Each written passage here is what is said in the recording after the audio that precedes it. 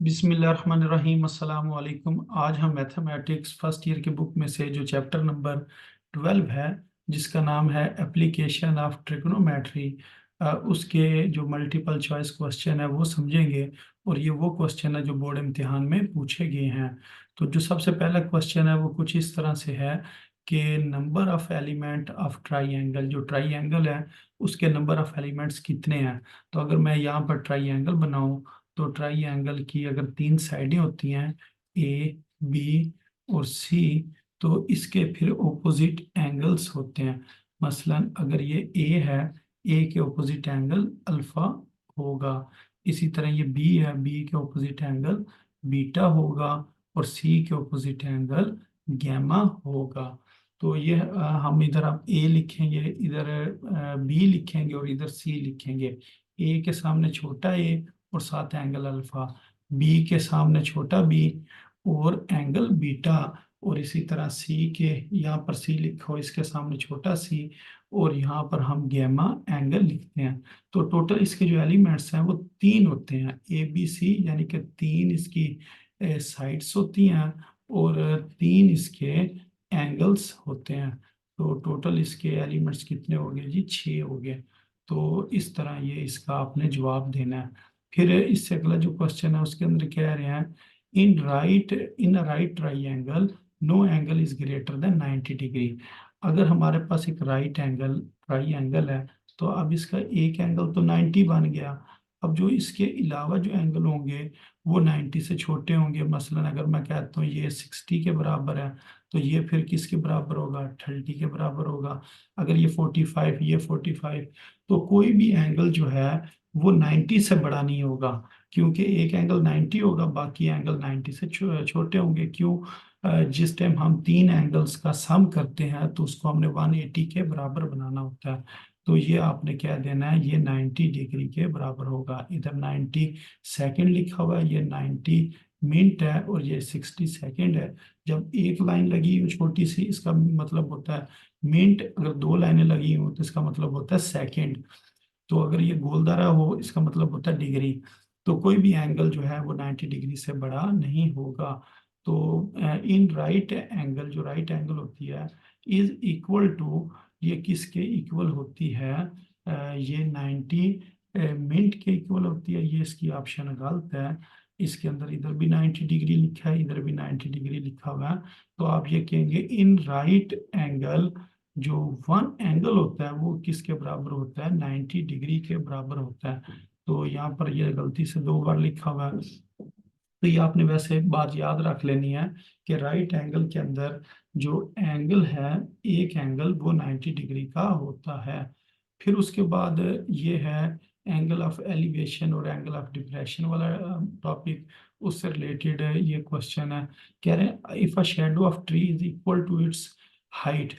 अगर हमारे पास कोई दरख्त है, उसकी जो हाइट और उसका जो शेडो है ये इक्वल हो, तो फिर आप ये बताएं एंगल ऑफ एलिवेशन कितने का बनेगा, यानी कि ये जो एंगल है ये कितने का बनेगा। वो हमें पता 45 डिग्री होता है। अगर एंगल 45 डिग्री हो, तो फिर उसके सामने वाली साइड, यानी कि जो परपेंडिकुलर और जो उसका बेस है, ये इक्वल होते हैं। तो ये इसका एंगल आ जाएगा जी 45 डिग्री। क्योंकि एंगल 45 होगा तो ये वाला भी एंगल 45 होगा, ये वाली जगह 90 होगी। तो 45 के सामने और इस 45 के सामने दोनों साइड्स क्या हो जाएंगी? इक्वल हो जाएंगी। अगर दो साइड्स इक्वल हो तो फिर आपने याद रखना है एंगल कितना होता है? 45 डिग्री होता है। उसके बाद कह रहे हैं the angle formed by line above the horizontal line. अगर एक एंगल जो हॉरिजेंटल लाइन के ऊपर एक लाइन है वो एंगल बना रही है, मसलन ये एक हॉरिजेंटल लाइन है। अब ये जो लाइन है ये हॉरिजेंटल से ऊपर की तरफ एंगल बना रही है। अगर एंगल ऊपर की तरफ बन रहा हो तो वो एंगल ऑफ एलिवेशन होता है। और अगर ये हॉरिजेंटल लाइन से नीचे की तरफ एंगल बन रहा हो तो ये एंगल ऑफ डिप्रेशन होता है। तो इस जगह पर आपने बताना ये एंगल ऑफ एलिवेशन के बराबर होगा अगर हॉरिजेंटल लाइन से अबव जो है एंगल बन रहा हो। Angle below the horizontal line, अगर एंगल हॉरिजेंटल लाइन के बिलो बन रहा हो तो वो एंगल ऑफ डिप्रेशन कहलाता है। अब उसके बाद ये लॉ ऑफ जो साइन है उनसे रिलेटेड ये क्वेश्चन है। तो कह रहे हैं बताएं ए जमा बी जमा सी किसके बराबर है, क्योंकि हमें पता है एस बराबर होता है A plus B plus C divided by 2।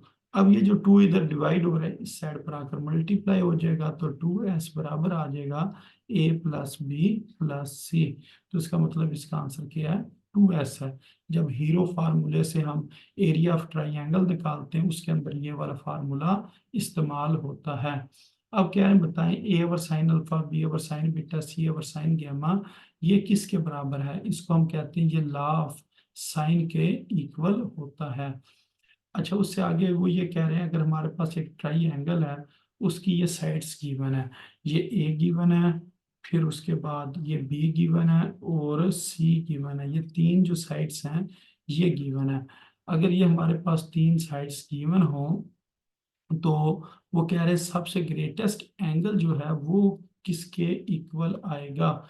Greatest angle सबसे पहले आप देखें सबसे बड़ी साइड कौन सी है, सबसे बड़ी साइड है ये 5140 और इसकी साइड के इधर क्या लिखा हुआ है बी। तो जो बी से एंगल बनेगा वो एंगल बीटा बनेगा। अगर ए वाली साइड बड़ी होती तो उससे जो एंगल बनना था बड़ा एंगल अल्फा बन जाना था, अगर सी बड़ा होता तो उससे गैमा एंगल बड़े वाला बनना था। अब इधर क्योंकि बी है तो इससे बीटा बनेगा। फिर कह रहे हैं बताएं कि ये जो काज बीटा बाय 2 है ये किसके इक्वल होता है। तो ये आपने ना कुछ फार्मूले याद करने हैं, इस जगह पर ये फार्मूले लिखे हुए हैं। सबसे पहले ये देख लें लॉ ऑफ साइन किसके बराबर है, इसको याद कर लेना। फिर लॉ ऑफ कोसाइन जो है ये किसके इक्वल है, उसके ये तीन फार्मूले हैं और फिर इन्हीं फार्मूलों को रीअरेंज करके ये फार्मूले बनाए गए हैं। इसी तरह ये लॉ ऑफ टेंजेंट है, ये भी किसी क्वेश्चन में आएंगे तो फिर इनको हम मजीद तफसील से देख लेंगे। अब ये जो हाफ एंगल फार्मूलाज हैं इनको आपने देखना है कि जो काज वाला काज ए बाय 2 या अल्फा बाय 2 हो तो ऊपर आपने दो रकमें लिखनी होती है, एक एस लिखना होता है एक एस माइनस ए, और अगर इधर ए होगा तो नीचे बी सी आ जाएगा। इसी तरह काज बीटा बाय 2 हो तो या बी बाय 2 हो तो उसके लिए हम लिखते हैं एस एस माइनस बी। अगर इधर बीटा या बी होगा तो इधर बी आएगा और पीछे ए सी बच गया वो नीचे लिख देना। इसी तरह कास सी बाय 2 या गैमा बाय 2 वो सी एस एस माइनस सी, इस जगह पर सी आएगा क्योंकि ये सेम लिखने होते हैं और सी के अलावा बाकी चीज ए भी बच गई वो नीचे लिख देंगे। इसी तरह साइन अल्फा बाय 2 लिखा हो या ए बाय 2 लिखा हो तो ऊपर दो रकमें आती हैं एस माइनस बी और एस माइनस सी, ए के अलावा बाकी दोनों नीचे आ जाएंगी एस माइनस बी और एस माइनस सी, यानी कि इस जगह पर आएंगी और ये जो बी सी है इस जगह पर लिख देंगे। इसी तरह अगर इधर बीटा या बी लिखा होगा तो ऊपर बी नहीं आएगा ए और सी आ जाएंगे, इधर ए सी। अब इधर सी है तो इधर सी नहीं आना है, ए और बी और नीचे ए बी। अच्छा अब अगर हम टेन का निकालना चाहें तो टेन में हम क्या करेंगे ये वाली टर्म ऊपर लिखेंगे ये नीचे लिखेंगे, बी सी से कैंसिल हो जाएगा, ये वाली जो है ऊपर आ जाएगा एस माइनस बी और एस माइनस सी, एस और एस माइनस ए नीचे आ जाएगा। सेम यही काम आपने करना है, इसको इस पर डिवाइड करना है, ए सी कट जाएगा बाकी ये चीज़ ऊपर और ये चीज़ नीचे। सेम इसी तरह ये वाला आंसर आएगा। तो ये हाफ एंगल फार्मूलाज होते हैं। तो अब इस जगह पर हम देखते हैं ये लिखा हुआ है काज बीटा बाय 2, तो बीटा बाय 2 हो तो हमें पता है S S minus B divided by A C, इसका स्क्वायर रूट आपने लेना है। तो इसका ये आंसर आ जाएगा। अच्छा अब इसके बाद जो इससे नेक्स्ट क्वेश्चन है इसको देखते हैं। तो इस क्वेश्चन के अंदर ए बी और सी गिवन है, तो कह रहे हैं बताएं एस किसके इक्वल होगा। तो एस के लिए हमें क्या करना पड़ेगा, इन सब को जमा करना पड़ेगा और फिर दो पर डिवाइड करना पड़ेगा। तो ये इसका फार्मूला है, इसको हम लिखेंगे 7 + 3 + 5 डिवाइडेड बाय 2। तो 7 और 3 10, 10 और 5 15, 15 डिवाइडेड बाय 2 इसका आंसर आ जाएगा। अच्छा वो कह रहे हैं लाफ टेंजेंट के मुताबिक ये चीज किसके बराबर होगी। अब ये देखो पहले बीटा है फिर माइनस गैमा है, तो इसका मतलब पहले आपने बी लिखना है फिर माइनस सी लिखना है, सी से गैमा बनता है। इसी तरह ये बीटा प्लस गैमा है तो पहले बी लिखेंगे और बाद में सी लिखेंगे, तो ये इसका आ जाएगा। अगर इधर होता ना अल्फा माइनस बीटा तो आपने अल्फा की जगह छोटा ए लिखना था बीटा की जगह बी लिखना था, अगर ऊपर माइनस लिखा हो तो इधर माइनस लिख देते हैं, अगर प्लस लिखा हो तो प्लस लिखते हैं। तो ये लॉ ऑफ जो टेंजेंट है इसके भी फार्मूले हमने इस जगह पर देखे हैं। तो इस तरह इसको बनाना होता है, यानी कि अगर इधर ए है तो शुरू में ये आ जाएगा, माइनस है तो माइनस बी है तो इस जगह पर बी आ जाएगा। तो ये लॉ ऑफ टेंजेंट के फार्मूलाज इधर लिखे हुए थे। अच्छा, उसके बाद वो ये कह रहे हैं कि बताएं कि S minus B S minus C divided by B C, अगर दो ये लिखे हो ना S minus B S minus C, फिर साइन का होता है, और साइन में ये होता है जो चीज़ लिखी होती है वो एंगल में नहीं आती है। अगर मसला इसमें ए नहीं लिखा हुआ तो ये अल्फा आ जाएगा, साइन अल्फा बाय 2, ये इसका आंसर होगा। अच्छा, उसके बाद ये लिखा हुआ है सी स्केयर, सी स्केयर है तो पीछे हमारे पास बच गया ए स्केयर जमा बी स्केयर, फिर हम लिखते हैं माइनस ये दोनों इसके साथ लिख देते हैं ए बी, और ये सी है तो इधर काज सी से बनता है गैमा, तो इधर हम गैमा लिख देंगे, तो ये वाला हमारे पास इसका आंसर आ जाएगा। ये लाफ कोसाइन होते हैं। मसलन इस जगह पर अगर मैं आपको दिखाऊं, ये लाफ कोसाइन के बराबर है, यानी कि सी स्केयर बराबर है A square plus B square minus 2ab cos C, या इसको गैमा लिख देते हैं। अच्छा, उसके बाद कह रहे हैं अगर बीटा 90 डिग्री हो तो फिर ये जो लाफ कोसाइन है ये किस में चेंज हो जाते हैं। अगर बीटा आपके पास 90 डिग्री है तो ये चीज़ क्या हो जाएगी, ज़ीरो, तो इसने इस सारी चीज़ को ज़ीरो कर देना, पीछे हमारे पास ये चीज़ बचेगी, और ये जो चीज़ है ये किसके बराबर होती है, पैथागोरस थ्योरम के बराबर होती है। तो इसी तरह इससे अगला क्वेश्चन है, तो ये गैमा जो है 90 डिग्री है, अगर गैमा 90 डिग्री है तो फिर आपने याद रखना है कि ये वाला हमारे पास फार्मूला बनेगा कि ए स्केयर जमा बी स्केयर बराबर सी स्केयर। जिस तरह इधर बीटा 90 था तो बी स्केयर आया, इधर गैमा 90 है तो सी स्केयर आया, तो ये इसका आंसर हो जाएगा। उसके बाद ये जो चीज़ है ये किसके बराबर होती है, तो इसके अंदर एक छोटी सी गलती है। वो गलती ये है कि इस जगह पर माइनस लिखा जाना था, यानी कि इस जगह पर क्या आना है, माइनस आना है। तो अगर इस जगह पर माइनस हो तो ये फिर कास बीटा के बराबर होगा, क्योंकि जो हमारे पास बी स्केयर का फार्मूला होता है वो होता है जी ए स्केयर जमा सी स्केयर, आगे हम लिखते हैं माइनस 2ac काज बीटा।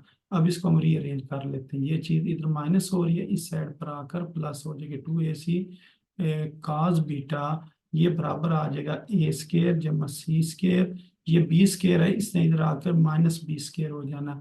उससे अगले स्टेप के अंदर ये जो 2ac है ये इस साइड पर आकर नीचे डिवाइड हो जाना, तो फिर ये चीज बन जाएगी सी स्केयर जमा A square minus B square C square जमा A square minus B square divided by 2ac, ये काज बीटा के बराबर होगा।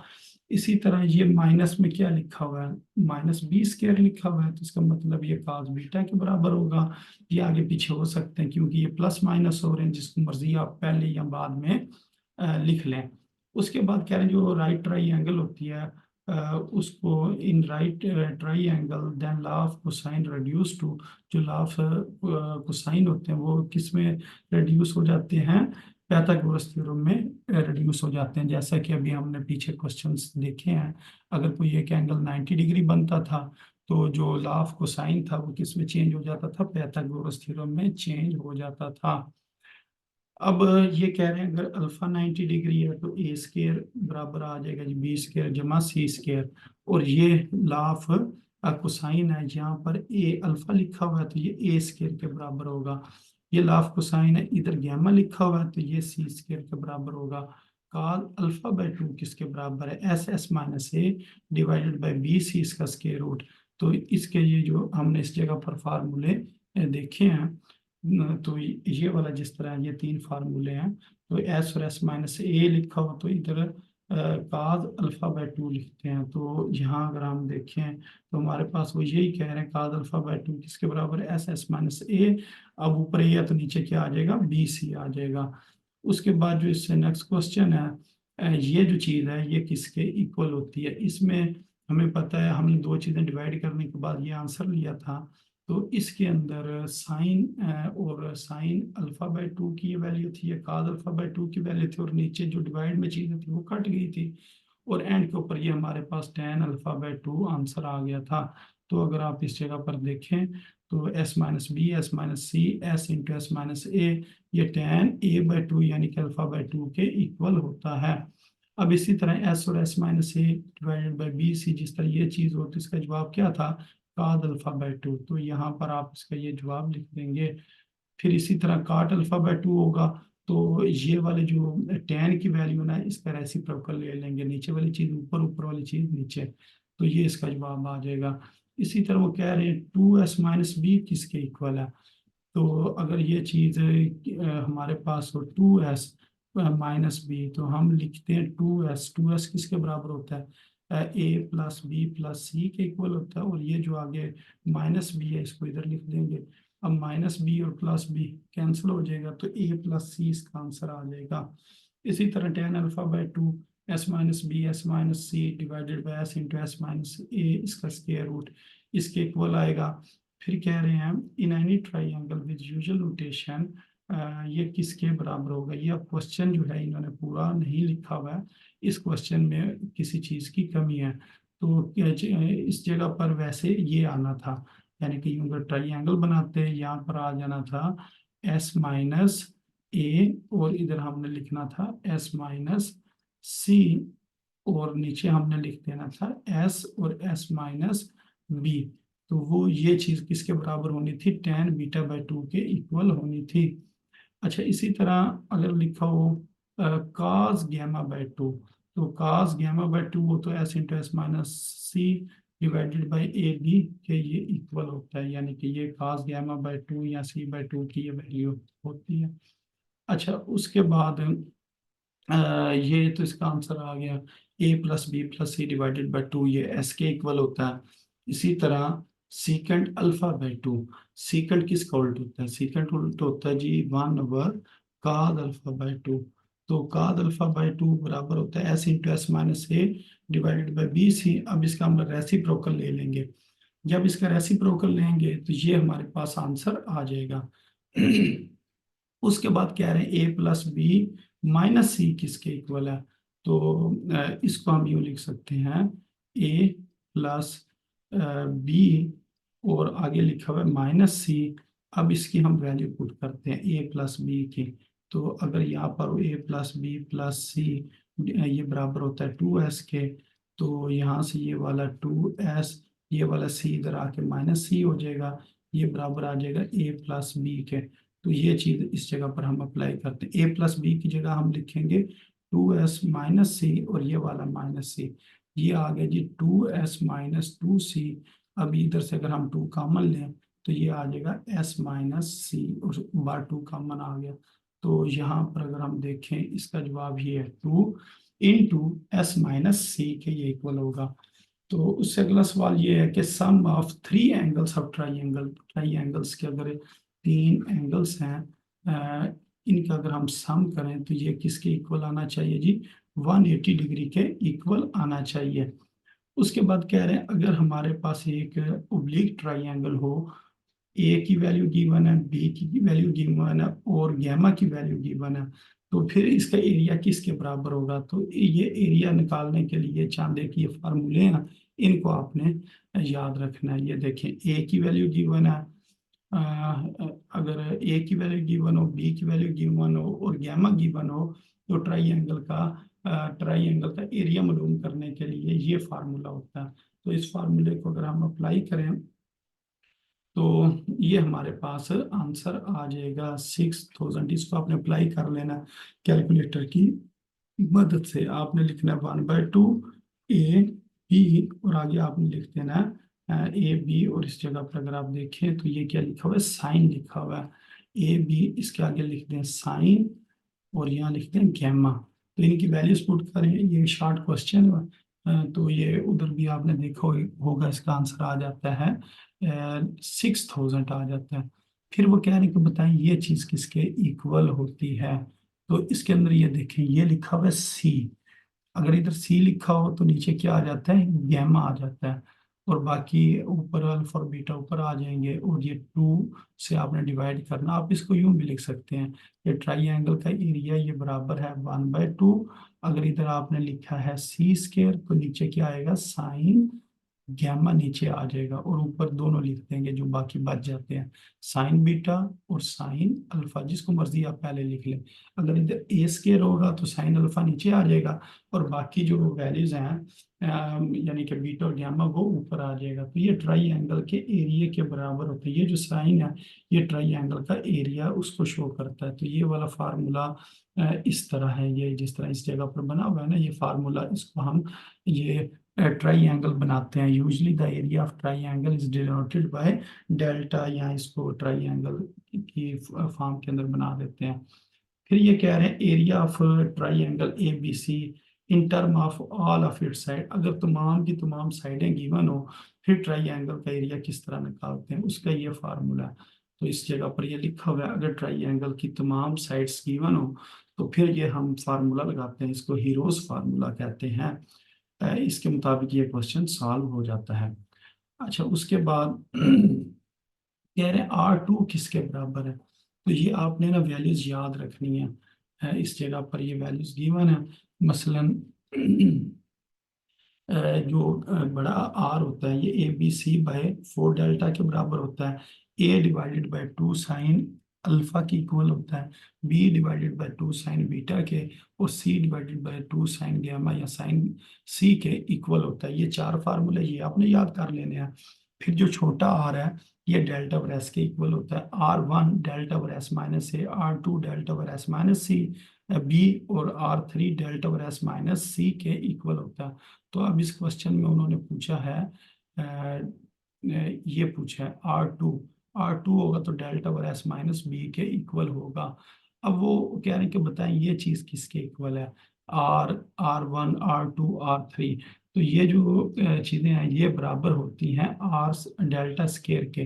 तो इसको भी आपने याद रख लेना है। ये इस जगह पर ये मैंने फार्मूलेज लिखे हुए हैं। तो इसको अगर आप देखें, ये लिखा हुआ है R1, R2, R3 ये डेल्टा स्केयर के इक्वल होता है। इसको आपने याद रखना है। यहाँ ये वैल्यूज पुट करें, इन तमाम की वैल्यूज पुट करें, उनको सॉल्व करें तो यही आंसर आता है। इसी तरह छोटा आर, बड़ा आर और R1, स्मॉल R1 ये किसके बराबर होता है, 1 2 3। ये एक लॉन्ग क्वेश्चन है आपके बुक की एक्सरसाइज का, तो उसके अंदर हम इसको इसके बराबर प्रूव भी करते हैं। तो ये वाली बात भी इस जगह के ऊपर लिखी हुई है। Are, capital R, small R1 ये 1 2 3 के इक्वल होता है। इसको आपने याद रखना है। अच्छा, अब इसका ये आंसर आ गया। इसके बाद कहते हैं R1 किसके बराबर है, delta over s minus a के इक्वल है। फिर उसके बाद radius of scribe circle r opposite to vertex a के ओपोजिट वर्टेक्स जो स्क्राइब सर्कल है वो किसके बराबर होता है, delta over s minus a के इक्वल होता है। तो अगर आप ये फार्मूला देखें स्क्राइब सर्कल का, तो इसका जो ए के ओपोजिट एंगल होगा वो डेल्टा वर एस माइनस ए होगा, जो वर्टेक्स बी के ओपोजिट साइड के ऊपर जो हमारे पास R2 की वैल्यू आएगी वो ये होगी, और इसी तरह सी वर्टेक्स के ओपोजिट जो R3 की वैल्यू आएगी वो इसके इक्वल होगी। तो ये इन्होंने इस जगह पर पूछा कि रेडियस ऑफ स्क्राइब सर्कल, जो स्क्राइब सर्कल उसका रेडियस ओपोजिट वर्टेक्स है इसके बराबर है। फिर जो R3 है, R3 किसके बराबर होगा, delta over s minus c के इक्वल होगा। फिर इसी तरह radius of scribe circle opposite vertex b, वो delta over s minus b के इक्वल होगा। अब R1, R2, R3 ये किसके बराबर होता है, ये तीनों रेडियस हैं, ये 3 3 3 के इक्वल होते हैं। इधर 1 2 3 नहीं लिखना, वो छोटा आर, बड़ा आर और R1 वो 1 2 3 के इक्वल होते हैं। ये तो तीनों 3 3 3 के इक्वल होते हैं। मसलन इस जगह पर अगर आप देखें, ये एंड के ऊपर क्या लिखा हुआ है, R1, R2, R3 ये तीनों की वैल्यूज क्या है, 3 3 3। तो इस तरह आपने इसका जवाब देना है। फिर जो छोटा आर और बड़ा आर है इनके दरमियान रेशो क्या होती है, 1 और 2 रेशो होती है। इस जगह पर अगर आप देखें छोटा आर और बड़ा आर, इसमें रेशो कितनी है, 1:2 है। तो उसके बाद A B C अगर इक्वल हो तो इसका मतलब ये है कि R1 और R2 इक्वल होंगे, रेडियस इक्वल होंगे, तो ये जो साइड्स हैं ये भी इक्वल होंगी। तो ट्राइंगल के अंदर वो बता रहे हैं कि अगर आपके पास R1 R2 इक्वल है, यानी कि ये तीनों साइडें इक्वल हैं, तो हम R1 और R2 को इक्वल रख सकते हैं, क्योंकि एस माइनस डेल्टा और एस माइनस ए वो बराबर हो जाएगा डेल्टा और s minus B. S minus b की जगह पर भी आप एस माइनस ए लिख सकते हैं या एस माइनस सी भी लिख सकते हैं, अगर ये साइड्स क्या हों, इक्वल हों। तो इस तरह ये वाले जो एक्सरसाइज है या चैप्टर है ये कंप्लीट हो गया। तो उम्मीद है आपको इसकी समझ भी आ गई होगी। तो आप अपनी दुआओं में याद रखें। अस्सलाम वालेकुम वरहमतुल्लाहि वबरकातुहू।